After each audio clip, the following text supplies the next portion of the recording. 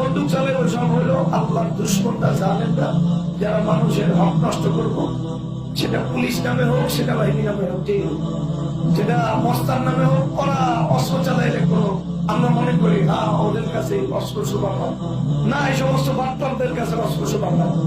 অস্ত্র ইমানদারদের হাতে শোভা পায়। অস্ত্র মানুষের নিরাপত্তার জন্য। অস্ত্র কিসের জন্য?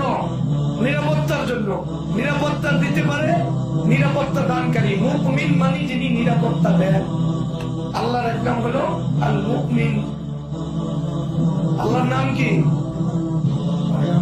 আল মুমিনুল মুহাইমিনুল আজিজুল জান্নাহ। মুমিন মানে কি? নিরাপত্তা দানকারী। নিরাপত্তা আবার মুমিনদের নামও কি? নিরাপত্তা দানকারী। মুজাহিদ যে উনি মুমিন ছাড়া মুজাহিদ হতে পারে? তা অস্ত্র থাকবো কার হাতে? মুজাহিদের হাতে, মুমিনের হাতে। এটা মাসলা। যদি মুজাহিদের অস্ত্র জালেমদের বিরুদ্ধে যায়, তাহলে আমরা যারা আমরা ভালো থাকবো। মুজাহিদের অস্ত্র কখনো মাজলুমের হাতে ওঠে না, মাজলুমদের বিরুদ্ধে ওঠে না, মাজলুমদের রক্ষার জন্য হয়। কিসের জন্য হয়? জিহাদের বড় একটা উদ্দেশ্য হলো মাজলুমদেরকে রক্ষা।